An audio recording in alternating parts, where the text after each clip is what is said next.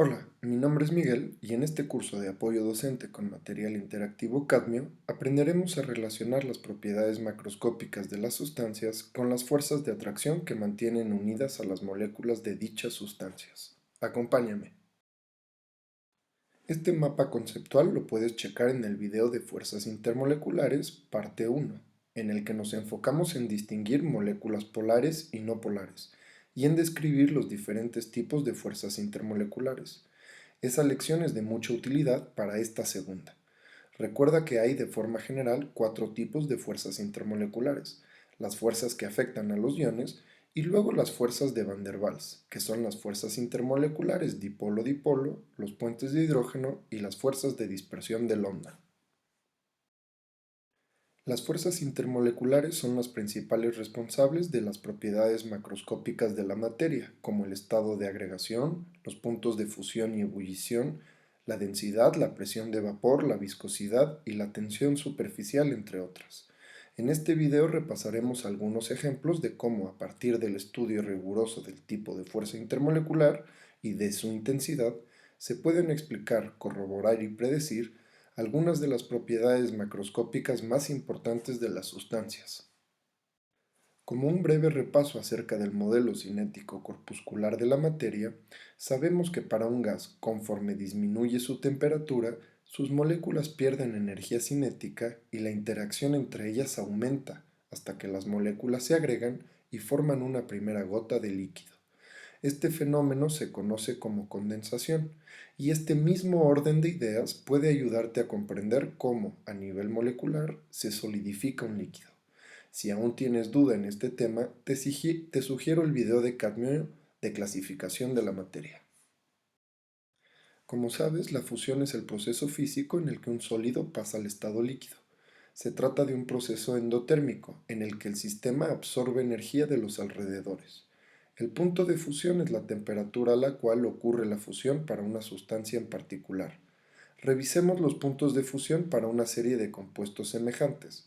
Todas estas moléculas se componen de un átomo de carbono al centro y unidos a este 4 átomos de hidrógeno, flúor, cloro, bromo y yodo respectivamente. ¿Cómo se puede explicar la variación en los puntos de fusión para estos compuestos? Para empezar, todas estas moléculas presentan el mismo tipo de fuerza intermolecular dipolo instantáneo-dipolo inducido, por lo que la diferencia debe radicar en la diferente polarizabilidad de las moléculas. En efecto, mientras mayor número de electrones tiene el sistema, más polarizable es este, y por lo tanto con mayor facilidad se forman dipolos instantáneos, lo que a su vez genera más fácilmente dipolos inducidos, y entonces la cohesión del conjunto de moléculas es mayor. Esto explica por qué el tetrayoduro de carbono tiene un punto de fusión mucho más elevado que el metano, por ejemplo. Revisemos ahora cómo las fuerzas intermoleculares se relacionan con los puntos de ebullición de los gases nobles. Recuerda que el proceso por el cual un líquido pasa al estado gaseoso se llama vaporización, y la temperatura a la que ocurre el proceso se nombra punto de ebullición. Dado que el tipo de interacción intermolecular para estas moléculas es el mismo, es decir, dipolo instantáneo-dipolo inducido, podríamos preguntarnos si la explicación anterior es igualmente válida para este caso. La respuesta es que sí. La polarizabilidad de los sistemas es la clave para entender por qué el xenón tiene un punto de ebullición mucho mayor que el neón o el helio. Revisemos todas estas moléculas, que son no polares, pero el xenón es mucho más polarizable que el criptón, argón, neón y helio en ese orden. Por ende, la formación de dipolos instantáneos es más probable, y por lo tanto también lo es la inducción de dipolos en las moléculas circundantes. Al haber mayor interacción entre las moléculas, el punto de fusión es más elevado. ¿Qué sucede para los puntos de ebullición de los halógenos? ¿Se puede proponer la misma explicación? Dado que las moléculas estudiadas son moléculas no polares y que el único tipo de interacción intermolecular posible es dipolo instantáneo-dipolo inducido, la explicación es la misma. Mientras más polarizable sea el sistema, con una mayor probabilidad puede generar un dipolo instantáneo y luego inducir otros dipolos. Esto quiere decir que a medida que aumentan las probabilidades de formar interacciones dipolo instantáneo-dipolo inducido, el sistema va a cohesionarse más y el punto de ebullición aumentará. Esto explica por qué el yodo es un sólido, el bromo un líquido y el cloro y el flúor gases. ¿Qué sucede ahora para los puntos de ebullición de ácidos halogenhídricos? Y más todavía, ¿por qué el ácido fluorhídrico tiene un punto de ebullición tan alto comparado con el resto? Bueno, lo primero que tenemos que hacer es reflexionar acerca del tipo de interacción intermolecular presente para estas moléculas. Si alguien responde que la interacción que estas moléculas tienen entre sí es dipolo-dipolo, me parece que su respuesta sería solo parcialmente correcta. En efecto, para los ácidos clorhídrico, bromhídrico y yodhídrico, el tipo de interacción es dipolo-dipolo.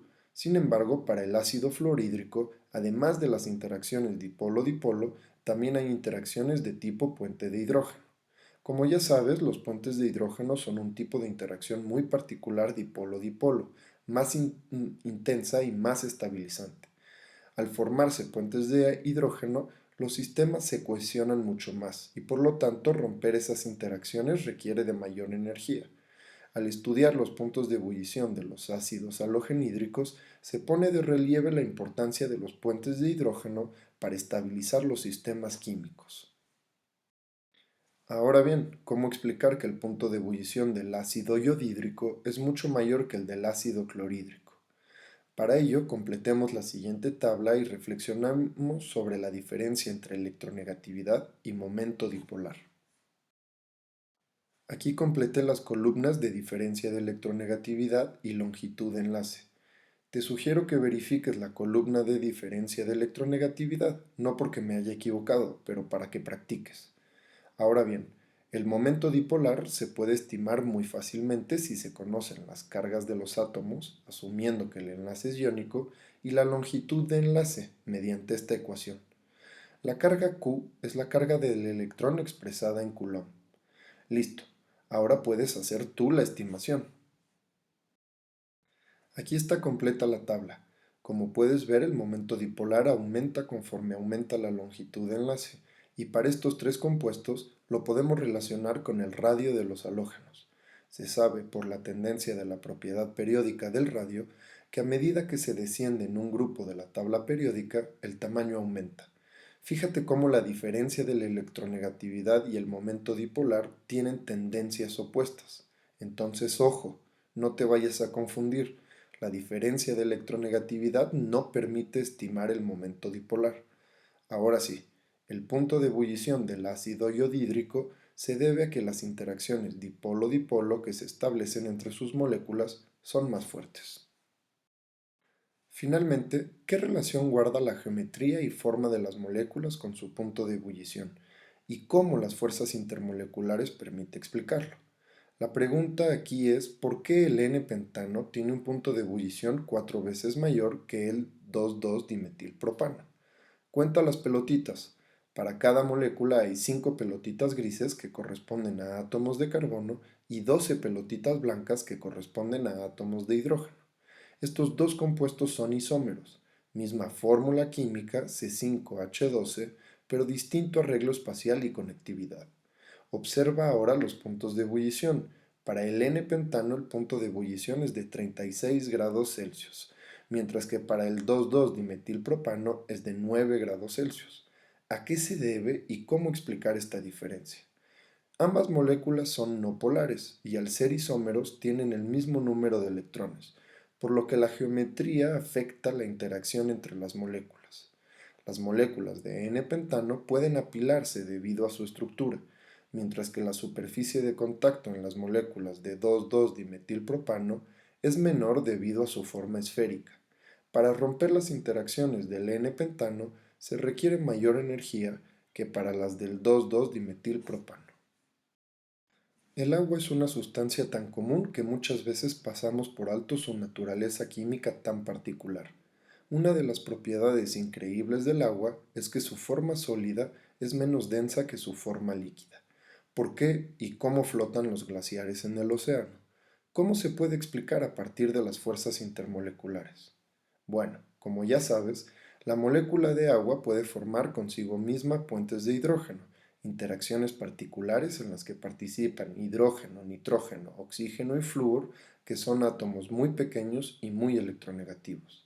Cada molécula de agua es capaz de formar hasta 4 puentes de hidrógeno con otras moléculas de agua, por lo que cada átomo de oxígeno está rodeado de 4 átomos de hidrógeno, 2 de ellos enlazados covalentemente y 2 más formando puentes de hidrógeno.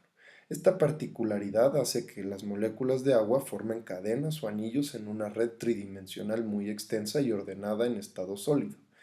El hielo forma una estructura rígida que ocupa un volumen mayor que el agua líquida y por ende es menos denso. En el punto de fusión, algunas moléculas de agua tienen suficiente energía cinética para romper los puentes de hidrógeno. Las moléculas que se separan quedan atrapadas en las cavidades de la estructura tridimensional, lo que hace que haya más moléculas por unidad de volumen en el agua líquida que en el hielo. Por este motivo los glaciares flotan en la superficie del océano. Si revisas la tabla periódica, hay algunos elementos más densos en estado líquido que en su forma sólida, como el galio, el germanio y el mercurio, entre otros. Antes de estudiar cómo las fuerzas intermoleculares afectan la presión de vapor de un líquido, es importante conocer la diferencia entre un gas y un vapor. Por un lado, un gas se encuentra a temperatura y presión normal en estado gaseoso. Por el otro, un vapor es la forma gaseosa de una sustancia que en condiciones normales se encuentra en la fase condensada. Esto quiere decir que a 25 grados Celsius y una atmósfera se habla de nitrógeno, oxígeno y metano gaseosos, y de vapor de agua, por ejemplo. Ahora bien, la presión de vapor es la presión que se forma por encima de la superficie de un líquido y corresponde al equilibrio entre la evaporación y la condensación. ¿Qué es lo que pasa a nivel molecular? En un instante dado, algunas de las moléculas que están en la superficie del líquido poseen suficiente energía para vencer las fuerzas de atracción de sus vecinas y escapar a la fase gaseosa. Cuanto más débiles son las fuerzas de atracción, mayor es el número de moléculas que pueden escapar y mayor es la presión de vapor ejercida sobre la superficie del líquido. A cualquier temperatura dada, tiene lugar un movimiento continuo de moléculas de la fase líquida a la fase gaseosa. Sin embargo, al aumentar el número de moléculas en la fase gaseosa, aumenta la probabilidad de que una molécula de la fase gaseosa choque con la superficie del líquido y vuelva a la fase líquida. De forma general, cuanto mayores sean las fuerzas intermoleculares, menor será la presión de vapor.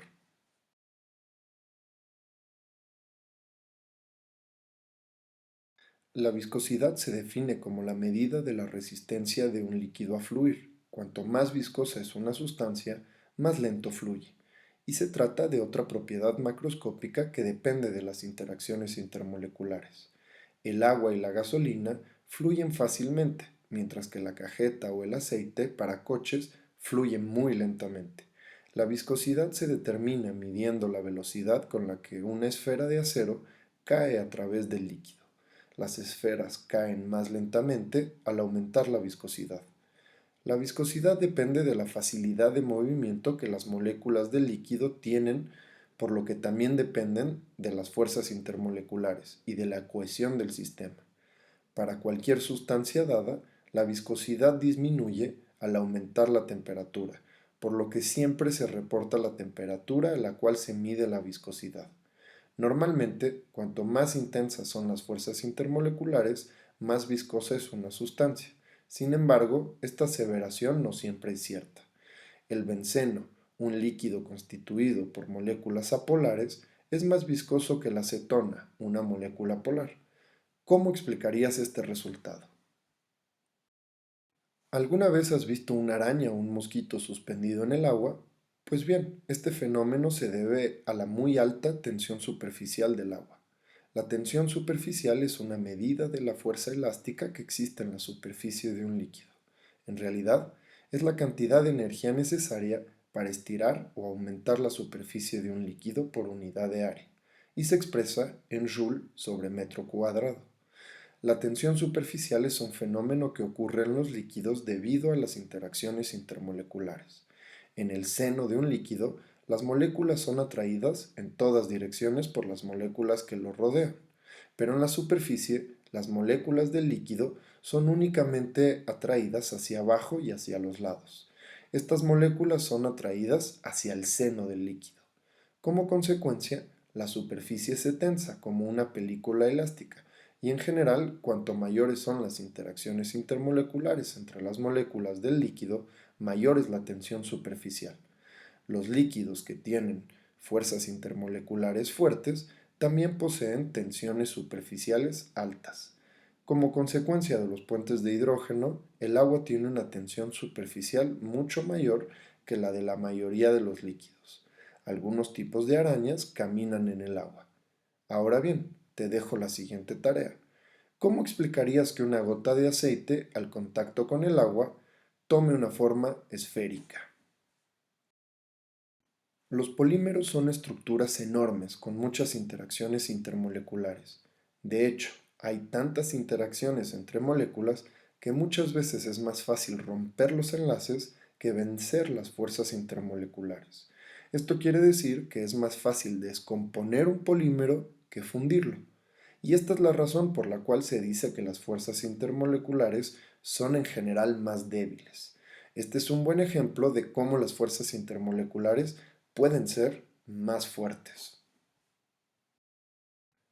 Recuerda que la práctica hace al maestro y que es necesario ejercitarse. Puedes pausar el video y copiar los ejercicios en tu cuaderno para resolverlos.